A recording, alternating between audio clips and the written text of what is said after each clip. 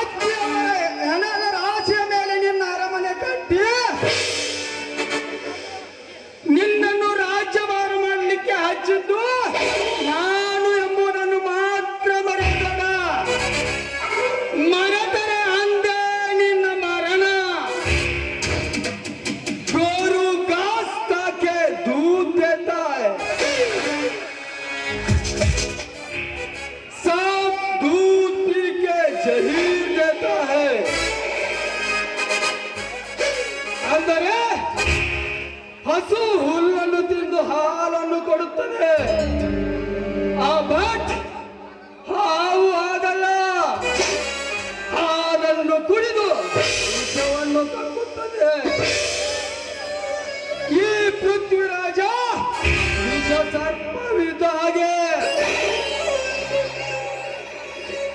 ಬಾಕಿ ನಡೆದವರಿಗೆ ಹಾಲನ್ನು ಕೊಡಬಲ್ಲ.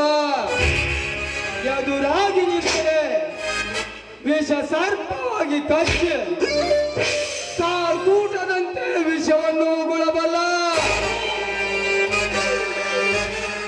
ಜಯರಾಜ್, ನಿನ್ನ ತಂಗಿ ಸುಂದರಿಯರಿಗಿಂತ ಅಪ್ರತಿಮ ಸುಂದರಿ, ಮೇಲಾಗಿ ಊರಿಗೆ ಯುವರಾಣಿ, ಸುಂದರ ಮೈಮಾಟದ ಬೆಡಗಿ,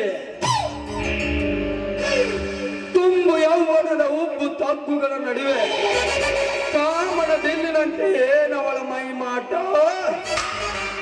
ಜಯರಾಜ್, ನೀನು ಮಾತು ಕೊಟ್ಟಂತೆ ನಿನ್ನ ತಂಗಿಯನ್ನು ನನಗೆ ಕೊಟ್ಟು ನಿನ್ನ ಸರ್ವಾಸ್ತಿಯನ್ನು ನನಗೆ ಬರೆಯದಿದ್ದರೆ ನಿನ್ನ ಅರಮನೆಯಲ್ಲೇ ನಿನ್ನ ಸಮಾಧಿ ಕಟ್ಟಲು ಹಿಂಜರಿಯುವುದಿಲ್ಲ ಈ ಪ್ರಳಯಾಂತಕ ಪೃಥ್ವಿರಾಜ.